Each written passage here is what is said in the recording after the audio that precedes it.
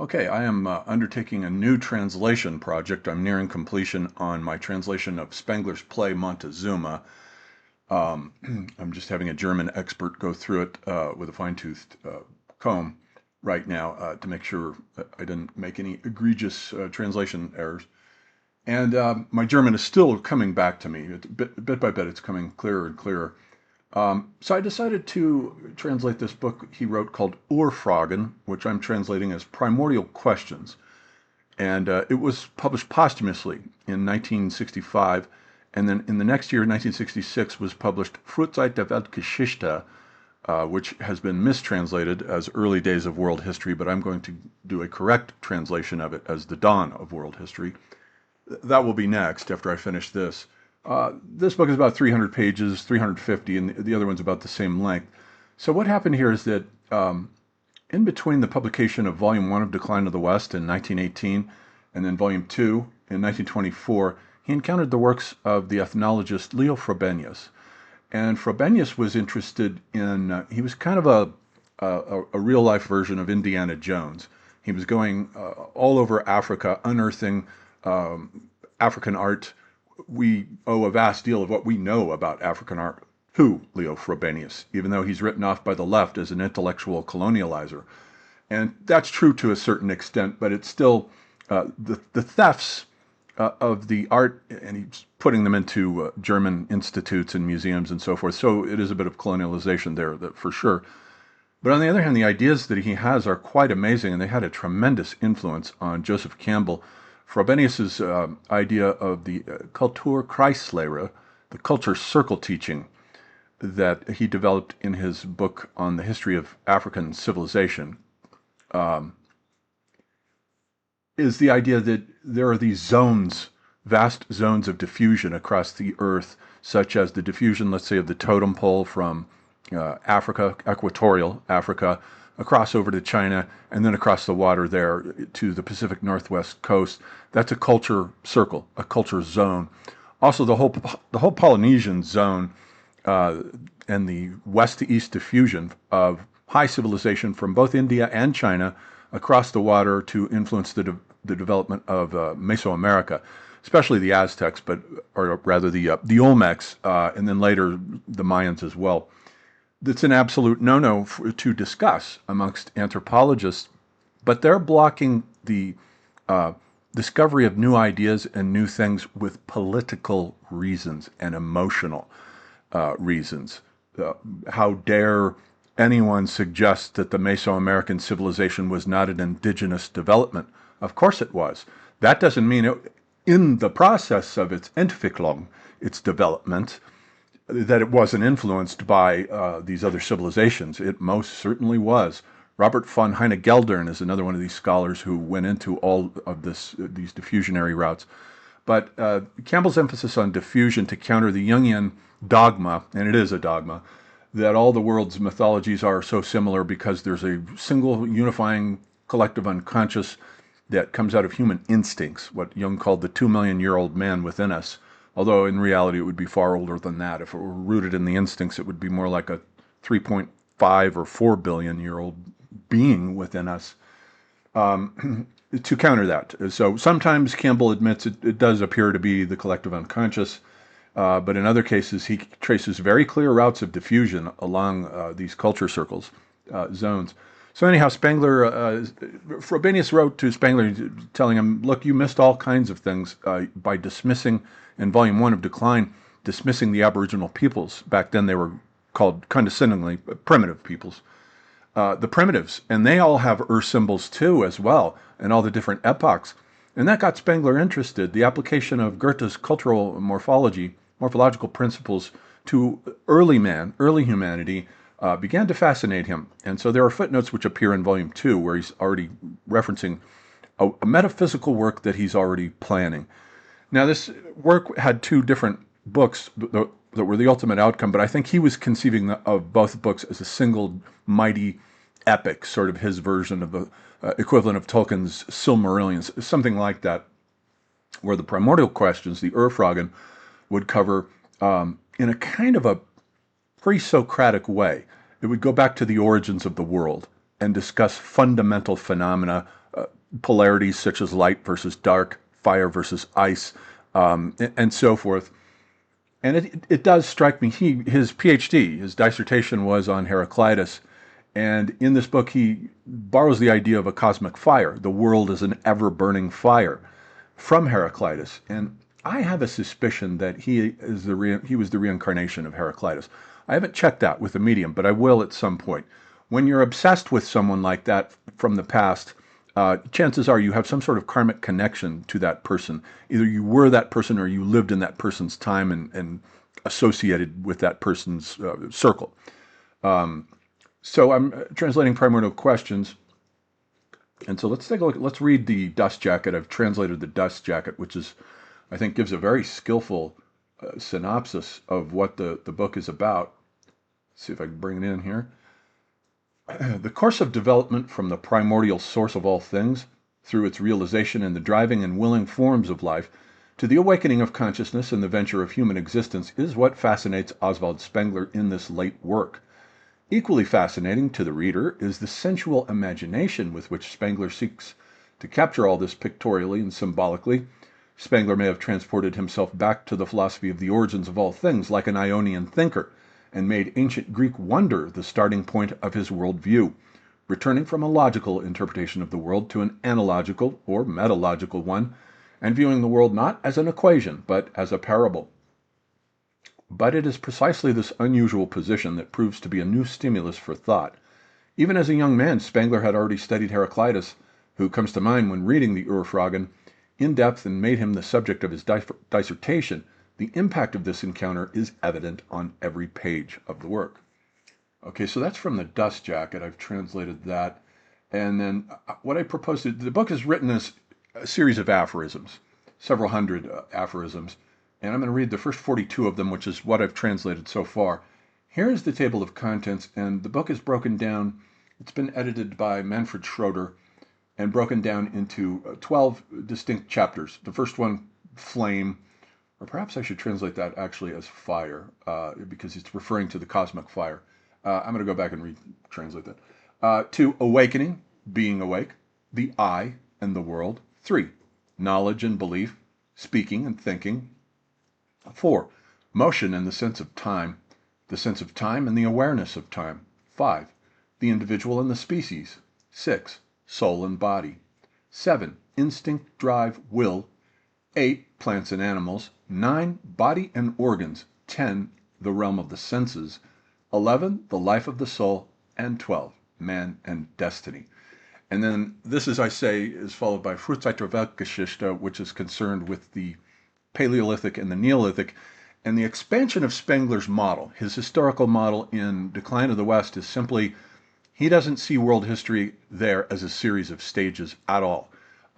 You just have he has the chaos of primitive humanity suddenly spontaneously mutating and giving rise to these 9 different civilizations, each of which exists on its own parallel track with the others, on a separate track, but parallel in terms of the morphology of its development from birth through maturity to aging and then final decrepitude and death. But he expanded his model after thinking about this whole gigantic project into 4 distinct stages, which would essentially be the Paleolithic, which he divides in that book, Frühzeit, which he divides into 2 phases, the lower Paleolithic and then the later upper Paleolithic, and he has symbols for both of those. And then the Neolithic period proper, the 3rd period, where he introduces the metaphor of the amoeba. He has these societies that move around over vast areas of land, and they're very mobile, like the Indo-European, Indo-Aryan society. That amoeba he calls the Turonic amoeba. And then the Atlantic amoeba consists of all the megalith builders, from New Grange going down around the coast, around Spain into North Africa, Malta, and so forth, as the Atlantic or Atlantis culture. And then he has one coming up, the Kosh culture, coming up out of the zone of India and coming up the Persian Gulf. And where the 2 cross around 5 or 4000 BC is then gives rise to the Hochkulturen, which is to say the high cultures of the Bronze Age. And so that would be the fourth stage. So he's got those four distinct stages. So he ends up at the end of his life with a four-stage model, similar to Toynbee's three-stage model of civilization, where Toynbee has a first generation of high civilization, namely the Egyptians and the Sumero-Babylonians, together with their satellites, the Minoans on the one hand for Egypt, and then the Harappans in the Indus Valley for the Babylonian and Sumerian. And then the second generation coming in with the Greeks and the Hebrews, the Indians, the Persians, and the Chinese. And that second generation is distinguished from the first generation by its invention of philosophy. The first generation does not have philosophy. The second generation does. And then he has a third generation, which involves the creation of the world religions that are still with us to this day, Christianity, Islam, and Buddhism primarily, and all of their transformations as the sort of main idea of that third generation. So Spengler, as it turns out, ends up with a four-stage model, but he stops at the decline of the West. And he sees the ending of the West as very apocalyptically as bringing about the end of life on the planet, most likely, because unlike all these other civilizations, the West is the only one that has been involved with the entire planet through colonialization and through industrial technology, and has put so much stress on the planet, draining its natural resources in a kind of Heideggerian and framing way. This cannot go on forever. It's not sustainable. I think he's correct about that. But on the other hand, his sort of nemesis, rival, they started as friends like Freud and Jung and ended as enemies, Leo Frobenius. Frobenius, in his book Paideuma, which I will also be translating, gives his model of history, only the stencil that he uses, he borrows from Gotthold Lessing, from Lessing's essay, Education on the History of Mankind, or I've forgotten the title, but where he divides human history into the childhood of man, which is to say all the indigenous societies, the aboriginal peoples and so forth, and then the adolescence of man with the Hochkulturen, the high civilizations, and then finally he sees us now as facing a possible old age, a wise old age, hopefully, a wise old age of man, where it's planetary now. It's a whole new civilization. So, and I see the possibility here of a second axial age, which is a book that I will also be writing, in addition to all these other books. I'm doing too many books. So Patreon subscriptions would be very helpful toward funding these projects. And I've in the process on my Patreon now. If you subscribe $20 a month, I will be uploading all of the courses that we have completed across the first 3 years of my school. And we'll just keep creating new ones, but you'll be able to get on there and watch all the classes and my lectures and then the classroom discussions, just for $20 a month. So that would help a great deal. I also do astrology readings. Spengler didn't believe in astrology or anything astral woo-woo like that. He too, like Jung, made fun of theosophists and so forth. Both were wrong in that respect. No philosopher ever gets everything right. That's just the way philosophy works. We have different people incarnating for different reasons to give different points of view. So we're all like the blind men and the elephant. The elephant's there. It's there. But each one of us sees only a part of that elephant. Okay, so those are the chapters.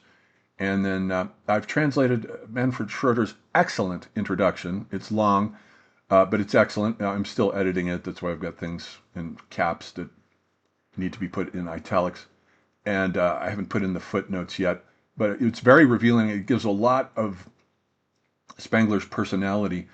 Let me read a little bit here where he's quoting from Spengler's journals and letters,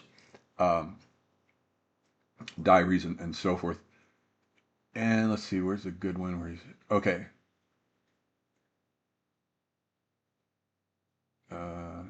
Right. How I write books. Let's see. Where he says here, he's writing, thinking is my passion. It is limited to thinking, understanding, seeing. What is completely foreign to me, burdensome, repugnant, is teaching. That is why the joy of creation ceases for me as soon as I have a thought. Even writing it down is unpleasant for me. Very often I cannot bring myself to do it.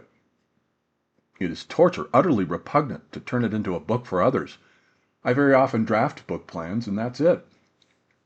If I am to say honestly what feeling dominated me above all else while working on The Decline of the West, it was disgust at this prosaic work, something that was clear to me but which I had to make understandable to others in this unspeakably tedious and boring written manner.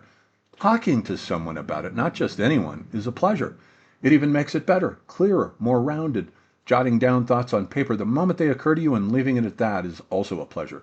You feel liberated and uplifted. But this, putting something together from these notes, is slave labor, and it makes everything worse. This is the reason why I've accomplished so little.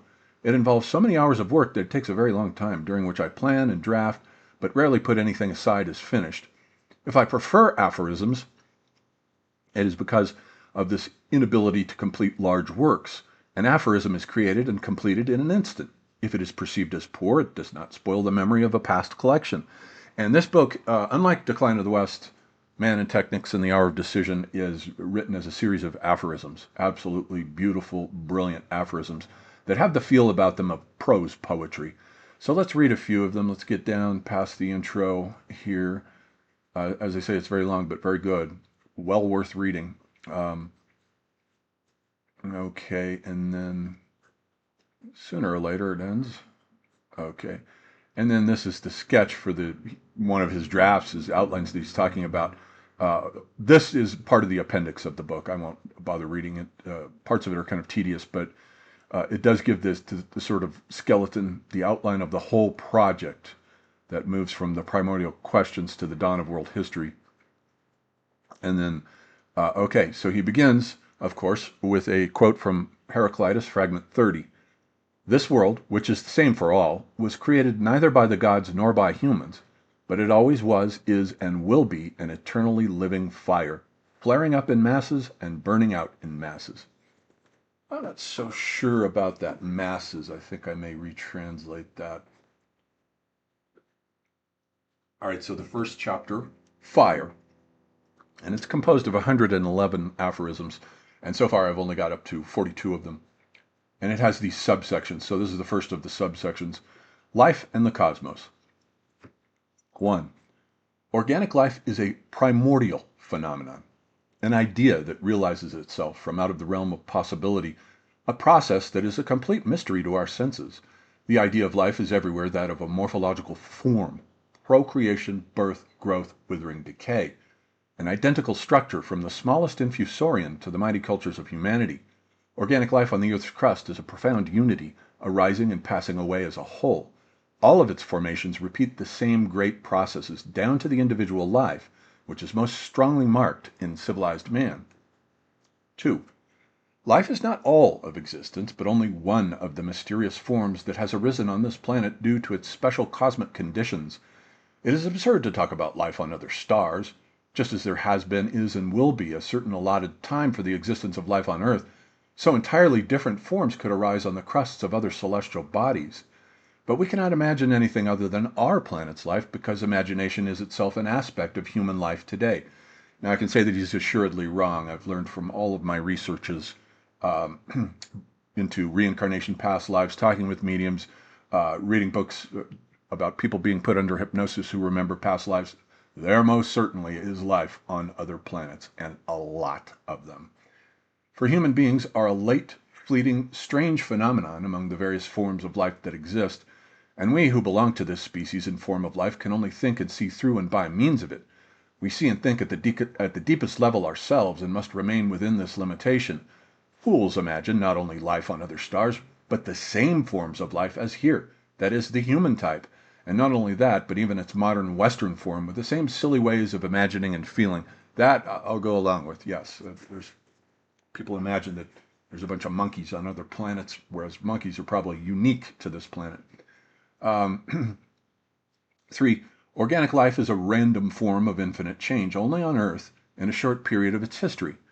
Our division into organic and inorganic movement is simply trivial in relation to this randomness.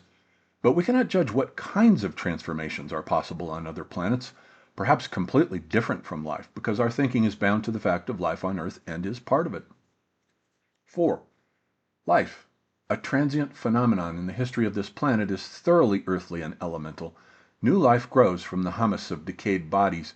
Everything in the bodies of plants and animals testifies testifies to this interconnectedness. Species depend on the soil, the climate, nutrition, lakes and mountains, jungles and steppes. Cosmic rhythms permeate individual lives. The sun with its days and seasons, the moon, thunderstorms, earthquakes. The life of the earth itself is one with the cosmos. We do not understand their mystery. Our systems of knowledge, i.e. astronomy, physics, are a human intellectual construct. What we feel is merely an indefinite presentiment. In any case, life remains earthbound. Even the spiritual life of the cultured man only heightens the tension between the cosmic and the earthly without ever fully liberating itself, I guess, from that tension. 5. Life is always bound to the earth's crust, growing out of it, returning to it in decay. It can barely rise above it, no higher than the eagle flies, although not these days. We've got satellites in the exosphere. The geological eras have resulted in the creation of organic forms all across the Earth's crust. Being connected to the Earth is also the fate of humans. The Earth was once a ball of fire. Life is a remnant of that fire. It is a late and fleeting phenomenon of the cooling globe, occurring only on part of the Earth's crust. Late phenomena are complicated. Everything complicated is short-lived. 6. All life in the cosmos is closely interconnected, not only plants and the earth, but also the sun and the earth, animals and plants, and beyond that, the universe and the stars, a relationship that astrologers laughably attempt to determine causally. No, that's not how astrology works. It has nothing to do with causality. That's a complete misunderstanding. Astrology is an acausal connecting principle, just like Jung's description of synchronicity. It does not operate on the physical plane at all, but on the astral plane. The free life of animals is also constantly permeated by connectedness. In humans, this is expressed partly in the soul and partly in life, at critical points, unconsciously sensed, and as it becomes conscious, is experienced as mysterious fate. Life is connected to the earth as well as the stars, atmospherically to the earth's crust, meteorically to the universe. Darwin was wrong to see this as a mere environment. Thus, in the struggle of animals not for existence but for power, the influence of power is immense, for it is the connectedness that pervades the soul, spirit, body, and Umwelt, world round, of the creature. Fire and ice. 7. The first and most fundamental polarity that distinguishes all sensations in the environment is that of fire and ice. One may take individual elements as one wishes, light and darkness, heaviness, hardness, distance, but somehow one always encounters that contrast without which nothing can be experienced. By these two words, I do not mean chemical elements, but something so fundamental that one must feel it and cannot express it in words. An ascending and a descending element underlie everything. The fabric of the world always reveals itself to sentient life only in this form, whether it be the mysteries of the starry sky or those of the earth. Somehow the ultimate forms always come down to fire and ice. In the struggle between these two, the destinies of the starry sky and those of the earth unfold before our eyes. And so it turns out in this book that not just cultures have symbols, but the world does, the actual physical world. There are symbols that act basically as the same thing as Platonic forms that organize it. The secret of life also lies in this contrast between fire and ice. All living things breathe. They are thereby connected to warmth, combustion, and fire. Life is like a flame that is nourished and blazes. Whether plant or animal, the circulation of warm fluids, especially blood, is a symbol of fire. In warmth, the seed of life is ignited, procreation. Male ignition and female warmth take the place of asexual reproduction. The old age of a culture, Zivilisation, is nothing but smoldering ashes. Love is like glowing coals, whereas hate is cold. Longing and fear are fire and ice. The whole spectrum of feelings lies between them. This is how life burns incandescently around the globe, an embossed form, living and evolving, bound, form-bound fire. The mighty races of the plants and animals, the species, the breeds, the clans, the families, the individuals, it is always a burning flame, and a struggle against coldness, against death. And indeed, this destiny, which both geology and biology evince, is a reflection of their struggle throughout the cosmos. 8. Darwin's causes are ridiculous. He confuses force with the levers on the control panel. The causes are cosmic, in the all.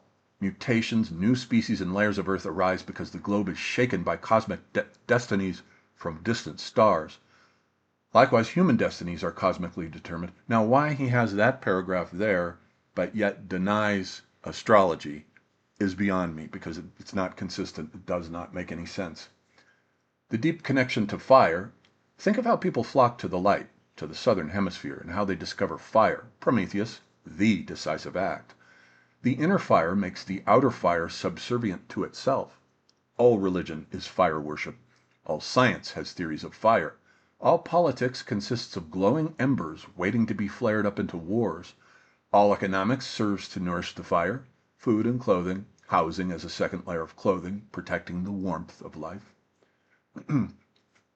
History viewed in this way is the fate of these zones of fire. All life is strife because it is fire. All customs, all laws are ways of taming fire. That is why the sun and moon are such profound symbols. Depending on whether men perceive the sun as procreative or generative, it is a symbol of the father or the mother. In primitive times, before advanced civilizations, patriarchy prevailed and the sun, Sol, was perceived as male. I would dispute that. In German, the sun, and the Germans are the closest to these, the Turonic amoeba, the Indo-Europeans and the Indo-Aryans, who only date back to about 5000 BC, probably at the earliest, when they began taming horses. In German, the sun is female, die Sonne, and the moon is male, der Mond. So that doesn't seem consistent with that hypothesis there. 9, they are an unfathomable mystery, fire and ice, warmth and cold. Fire is distinctly perceptible to all the senses. The eye has an innate sense of light. The skin a sense of warmth for the reception of light. The appearance of light in the world of the eye is a profound mystery. What Horbiger originally wanted, a battle between fire and ice in the cosmos, a grand vision pitifully diminished by his followers. Horbiger was one of these kind of obscure Velikovsky types whose ideas have since been anathematized by scientists. Those guys usually, Velikovsky was wrong about a lot of things, but he was also right about a lot of things. There is chaos and catastrophe in the solar system. It's not just a mechanical clock, internally felt as warmth, passion, drive, and coldness, criticism, creative warmth, destructive coldness, cold spirit. 10. Essentially, the world of the stars is reflected in the essence of plants and animals. Animals have their own warmth, unlike plants, which have only the warmth of the sun, and they have their own movement. The materiality of the body reflects the materiality of the earth. In the universe, fire, ice. 11. Life on Earth is a mystery, a coincidence, a grotesque form of existence. Everything we call chemistry and physics are only images that apply to the Earth, including the biological form. On other stars, there's something else, or there once was, or there will be, in times for which world history is only an eye blink, at least something other than life, which is a unique phenomenon existing only for a short time on Earth. It is not unique. 12. Ultimately viewed in the context of Earth's history, the entire history of organic life is a single flame that once mysteriously flared up, shone in many colors and forms according to what it consumed, and then went out. The human species is a spark of this flame, so insignificant and fleeting that it would not be worth thinking about if we did not belong to an infinitely small moment in time, a few millennia. Fire and life. 13. Crystal is the highest form of inorganic growth. Flame, the symbol of the organic. 14. Life, soul, flame. Warmth is a primal force of the universe that appears to the body and to the eye as light. However, we are not referring to these forms of action, impression, and expression, but to the primal force itself, which we perceive metaphysically and symbolically represent in fire. 15. What is life? A mystery, akin to the fact, flame, that appears enigmatically in the image of our world. It is pure transformation, not a thing at all. The two share a deep kinship. Life is fire. Reminds me of the Buddha's fire sermon that T.S. Eliot quotes in The Wasteland. Burning, burning, burning. Life is an ever-burning fire. As far as the Vedic religion went, feed that fire. There's a joyful celebration of it with the fire altar and throwing offerings of melted butter into the feed that fire. When the Buddha comes along, it's the opposite. Blow the fire out. Nirvana means to blow out the life flame. It's the beginnings of nihilism, Indian nihilism there with the Buddha. 16. When you look at a flame, you experience it as something akin to life, freely moving, willing, acting, fighting, a veritable piece of reality. Only thinking brings in the idea of oxidation, causality, and spatiality. Life itself feels free, but it is thought that impresses a causal order on the world. 17. Life is fire, and fire is a struggle. It must struggle to exist. The world of light, the world of our eyes, sees even the stars struggling, sea and land in strife. Every seed struggles for the place where it can take root. Every animal destroys other beings in order to live. The magnificent spectacle of God's creation is eternal evanescence in becoming as one. Only the power of life is eternal, for it is the great mystery that weaves through everything which we call the world, of whose never-to-be-unveiled essence we stand in awe. 18. Fire is more than just a symbol. Klagas's cosmic eros is contained within it, but also Nietzsche's will to power, both exuberance and destructive instinct. If the essence of fire is linked to the south, the day, the summer, then in contrast, the spirit of cold is ice and death. 19. Blood and fire. For us, the sun is a source of warmth and light, a symbol of flame, fire, life, spring, procreation, blossoming, ripening. In other words, the warmth from space is decisive for life. For living beings, it shines down on us from the heavens. 20. Individual lives are small suns that need the big one. Everywhere on earth, in water, in the air, life lives on, passing itself on from generation to generation, procreating, giving birth, dying, but always needing the sun. Spring and winter, light and warmth are part of it. The rutting season, birth, blossoming, and fruiting are all governed by periods of sunshine. The two sides of life are copulation and preservation. Preservation, not in the sense of mere food intake, but preservation in the struggle against all of nature, becoming stronger than everything else, superior. That is Nietzsche's path beyond Darwin. 21. When one observes a burning pyre, observe how the flame creeps timidly along the branches before finally bursting into triumphant flames, and then how it flickers fearfully before finally dying out after a desperate struggle, and notice how it seems to prolong its life with little tricks and successes until its tragic end. This is more than the imaginative incorporation of literary perspectives. It is a primal kinship whose impression no one whose soul is not dead can escape.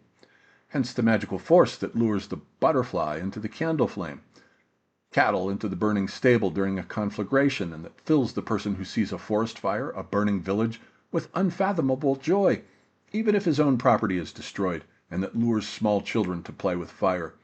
There is something in the outside world whose experience resonates with the mystery of one's own life, the very fact of life itself. To the human eye, fire is an symbol, a primal phenomenon. 22. We perceive the living flame as a force and a fire that destroys human works and mocks all efforts to combat it. A fire is a powerful spectacle of victory and struggle. That is why in visions of the end of the world, fire is more significant than water and ice. Greta Demerang, the world fire in Heraclitus, the evening glow has a magical attraction, as does the open fire in the fireplace. 23. Fire is like what Augustine says about time. If no one asks you, you know what fire is. Reflection upon it only leads to scientific ideas. Anyone who dreamily loses themselves in the sight of the evening glow at sunset, or a fire in the fireplace, knows that flame is life itself. Anyone who examines the idea conceptually will only find mere oxidation processes. 24. With a fire, people never feel alone. The flame can keep them company. This is the primordial connection between fire and the soul. 25. The flame is enigmatic. Each of the other elements, water, earth, and air, liquid, solid, and gaseous, is something tangible, but the flame is not, for it becomes. In the outside world, it is the symbol of life, consuming, devouring. 26. Fire is also completely irrational from a scientific point of view, because what does the oxidation process amount to? Words. Solid, liquid, gaseous, none of these terms apply to fire. 27. What is a flame? Embers, sparks, warmth, light. In the image of the world, it is something mysterious, not an element, but a phenomenon, something somehow alive. In physical theory, a process. Fire is everywhere in the cosmos, in the sun, the fixed stars, volcanoes, the Earth's interior. Organic life is only a special case.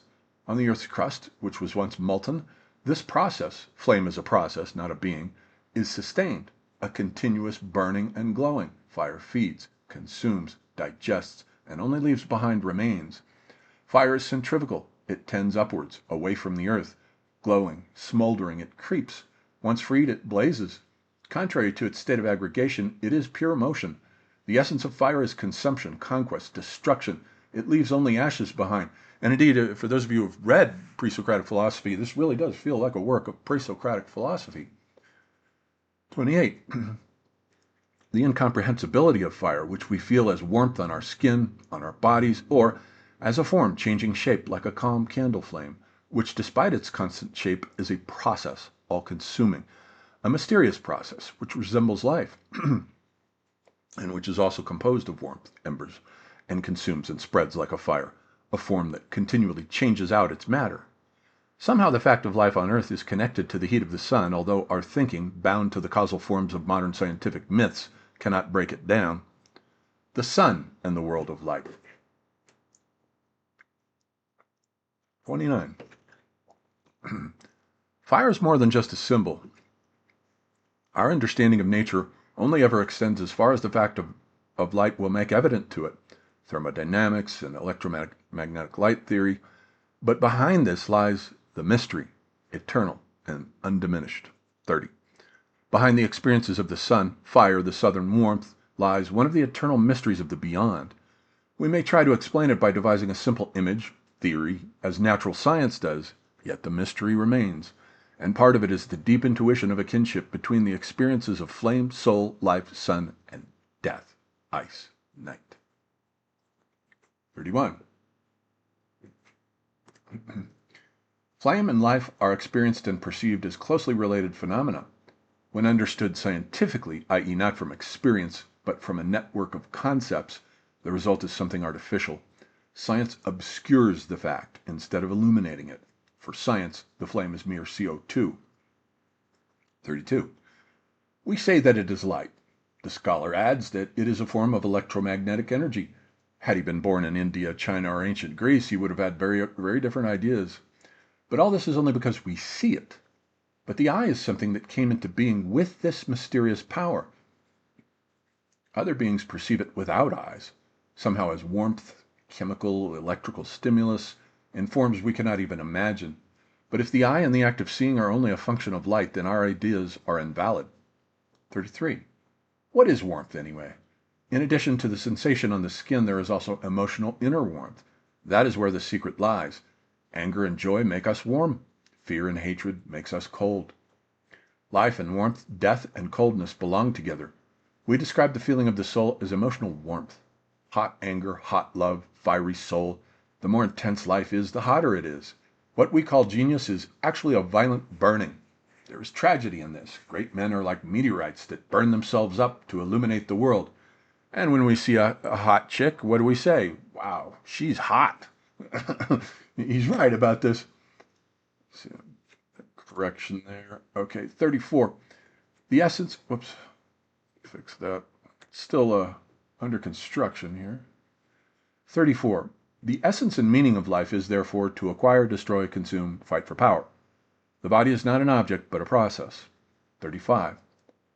Fire and life are experienced and perceived as closely related phenomena. When understood scientifically, i.e. not from experience but from a network of concepts, the result is something completely artificial. Science obscures the facts instead of illuminating them. For science, fire is merely CO2, the flame of Vesuvius, the burning village, the burning ship, even the flame in the fireplace, all merely a gas. Passions are burning or smoldering. Strong life flares up in them.